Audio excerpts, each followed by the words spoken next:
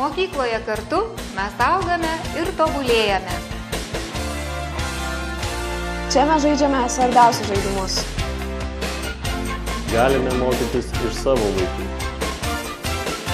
Kalbame, girdime ir suprantame daugiau. Kartu mes galime daugiau.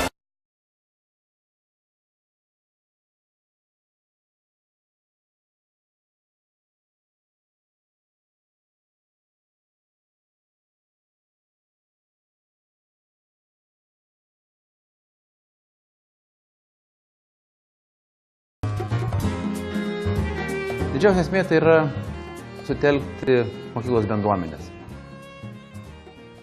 Mokytojus, mokinius ir mokinių tėvus, kad jie darniai gebėtų tarpusavėje bendrauti. Projekte numatyta aplankyti beveik 300 mokyklų, netoli 6000 tėvų. Susitikimuose su mokinių tėvais per paskaitas mes kviesime susimastyti apie visų mūsų patį brangiausią turtą, apie vaikus.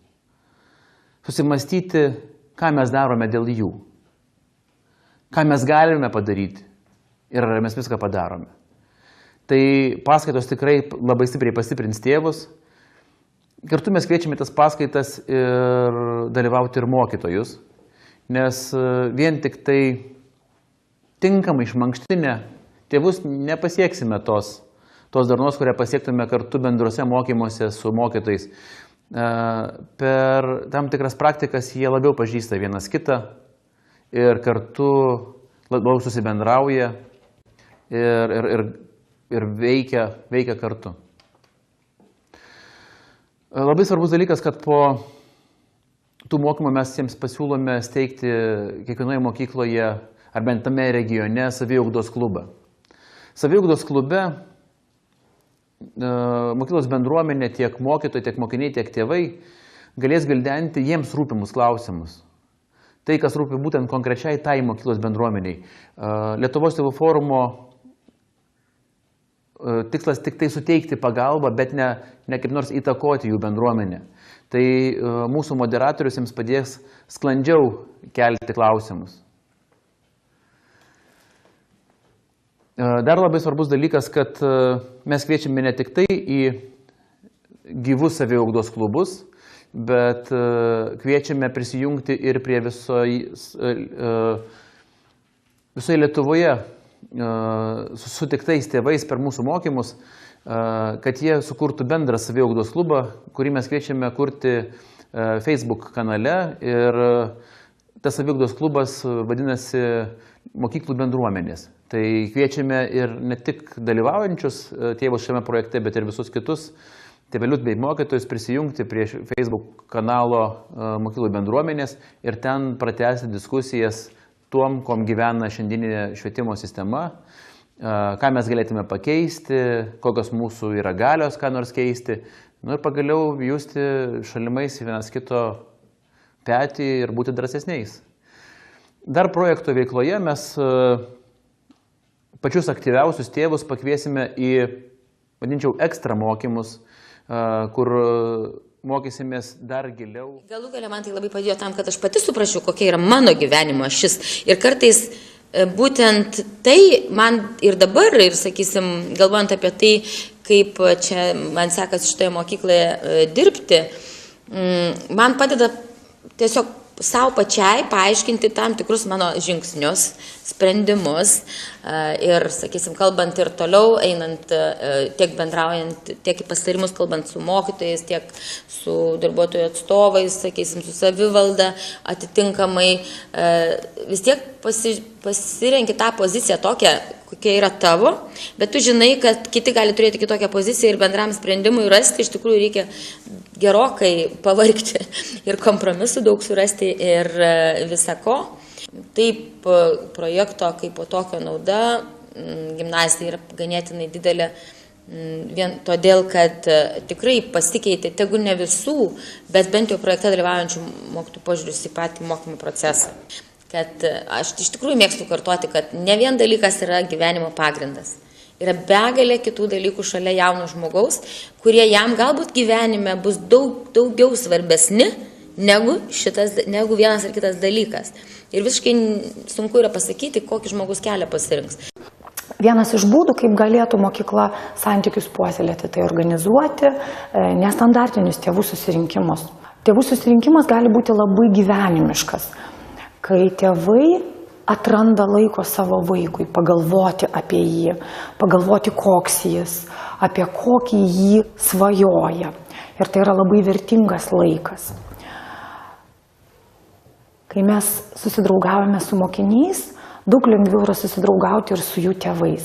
Nereikia dirbtinų susipažinimų, nereikia dirbtinai įvardinti, kas ką mėgsta.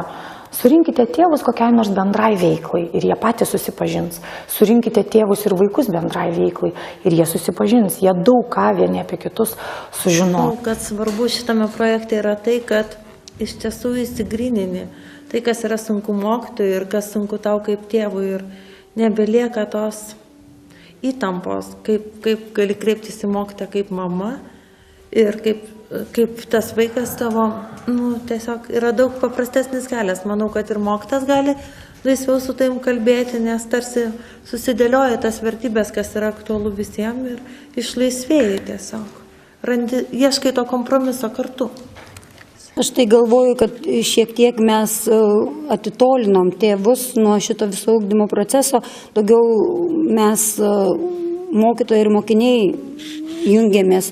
Ir kadangi jie šalia mūsų ir vaikai, mokiniai šalia mūsų, mes šalia mokinių, kažkaip tuos nenorom gal ir patys tuos tėvus atitolinam ir gal neieškom kažkokių formų ir kaltinom galbūt, aš dabar taip pati savo galvoju, kad nesidomi, neteina ir taip toliau. Tai aš norėčiau, kad mes prisijaukintumėm kuo daugiau tėvų, kad jie suprastų, kad jie yra labai, labai reikalingi, kad jie yra labai reikšmingi ir labai, labai daug ką gali padaryti vardan visų mūsų mokinių, mokytojų ir tėvų, bendruomenės ir tų santykių ir sakykime, pasiekimų. Kad jie yra labai reikšmingi, ne ką, sakykime,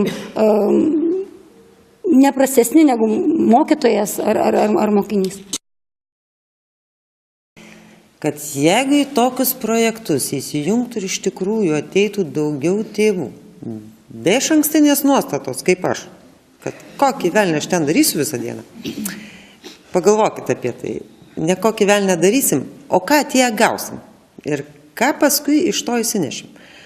Aš galvoju, ką gausiu, bet dabar kaip galvoju, kad jeigu šitas projektas jau iš tikrųjų baigėsi, o gal galima čia jį pratęsti pas mus būtų, to reikėtų visiems.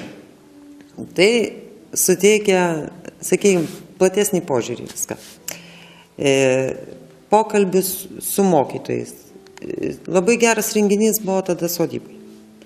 Kai buvo daug mokytojų, mokinių, vaikų, tiesiog susodino mus ten ratu, vieni su kitais, ten čia tik lapelį paskaitai, klausaisi, ką jisai sako ir jam atsakymą duodi. Net nesigilini, kas tai tėtis, mama ar mokytojas ant gal. Paskui tik tai kažkaip į vakaro pabaigą jau pradėjom suprast, kad čia kai kur yra mokytojai, ne tėvai, žinai. Čia kad mokiniai, tai viskas aišku, nes jie jaunesni ir išsiskiria iš viso būrio. Prasidėjus, sakykime, vakarėliui, tikram vakarėliui vakarė, buvo tikras smagumėlis. Ir kad ir kur su tuo projektu nueitumėt į didelius miestus arba į kaimus, visiems tėvam pirmiausiai turbūt reikėtų pradėti nuo to, kad ne mes jūs ten kažką mokysim, bet mes jums duosim tai, apie ką jūs dabar net negalvojat. Kad tai bus tikra staigmena išeinant iš projektų. Kad jūs matymas, jūsų požiūris į daugelį dalykų pasikeis. Mokymo metu jau išleisdama ketvirtokus aš jau turėjau susidėliojus tuos laiptelius, suradus tą pirmą laiptelį, ką aš darysiu, jeigu aš, sakykime, bus suformuota pirma klasė ir kaip aš pradėsiu dirbti ne tik su mokiniais, bet ir su tėvais, kad būtų bendras kolektyvas ir kad būtų tie vaikai ne tik man visi vienodi, bet ir tam tėvui, ne tik mano dukra, mano sūnus, bet ir tos problemos, skauduliai ir džiaugsmai būtų taip pat bendri visų tėvų, visų vaikų. Tai aš pirmą mėnesį stebėjau ir jaukinausi vaikus, paskui pasikviečiau tada tėvus, kad šiek tiek su jais susibendraučiau ir įvedžiau ir žaidimų ir galvojau, kaip čia jie priims, bet šauniai priima, nes jie jauni, energingi, entuziastingi, pasėjau minčių lietų, o kaip jie galėtų, kaip prisidėti prie šito kolektyvo. Tai skrinutė man pridėjo tų visų minčių, kad vienas gali ir bilietus susakyti į teatrą, kitas ten paruošti vaikams, sakykime, rūbelius kalėdom ir prinerti ir taip toliau. Tai aš maždaug turėjau orientyrą, o paskui dar po 1 mėnesio prieš rudens atostogas mes jau lipdėmės tėvai, vaikai ir kartu. Ir aš. Tai jau buvau pirmiausia vaikus pažinau, paskui tėvus, o paskui įjungiau kartu visus į bendrą tą vietą. Ir dabar paskutinis toksai buvo pasėdėjimas prie arbatos puodelio ir neformalioje aplinkoje. Kai sakau, siūlykit tėvai patys, ko jūs norėtumėt, sakykime, kokių susibūrimų, kokių galbūt, sakykime, ar lektorių ar taip toliau. Tai aišku, jie dar taip nelabai drąsiai, bet neformalioje aplinkoje buvo tokia sudaryta sąlyga pabendrauti jiems kartu tarpusavyje. Ir atrado jie bendrų dalykų, kur, sakykime, auklėjimo problemos ar valgymo vaikų problemos, kad susilipdė, sakykime, problemų daugiau į vieną ratą ir kilo minčių, kad o galbūt mums reikia pasikviesti tą ir tą, kad padėtų mums visiems, o galbūt jų patarimai viens kitam. Tai va taip. Tai aš jau dabar dar vieną laiptelį turiu ir dar vieną laiptelį. Lietuvos tėvų forumo įgyvendinamas projektas Darni šeima tvari mokyklos bendruomenė ateities Lietuva Žiežmarių gimnazijoje beveik jau baigėsi. Įgyvendinta dauguma veiklų, suorganizuoti beveik visi susitikimai su mokytojais, tėvais ir mokiniais.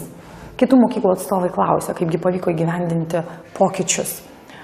Supratome vieną, pokyčiai priklauso ne tik nuo projekto vykdytojų, bet ir nuo visos mokyklos bendruomenės. Pamatėme, kad pirmame etape reikia labai daug praleisti laiko su projekto dalyviais, labai dažnai su jais susitikti, tiesiog sudaryti sąlygas, prisisotinti jiems visko, naujovių, gerųjų patirčių ir įkvėpti juos. Vėliau prasideda etapas netoks smagus. Patiems dalyviams reikia ieškoti įkvėpimo vieniems iš kitų pačioje mokyklos bendruomenėje ir svarbiausia, kelti labai aiškius tikslus. Mes pamatėme, kaip mes visi mokyklų bendruomenės nariai nemokame tikslingai veikti. Jeigu išsikeliame, pavyzdžiui, tikslą, norime darnių santykių su tėvais, tikslas gali nebūti įgyvendintas vien tik todėl, kad neaišku, kas turi būti atlikta. Nelaukite projekto, kuris galėtų tikti jums. Kviečiu jau dabar pradėti žaisti pokyčių žaidimą. Lietuvos tėvų forumo internetinėje svetainėje tėvųforumas.lt jūs galite atrasti parinktą modelį, pagal kurį buvo įgyvendinami pokyčiai Žiežmarių gimnazijoje. Neanalizuokite visko per daug ilgai, netyrinėkite visko per daug detaliai, tiesiog pradėkite kažką veikti, ne taip, kaip veikite vakar. Yra tik 2 dienos metuose, kai mes nieko negalime pakeisti. Tai vakar ir rytoj. Šiandien jūs galite daugą. Pirmin.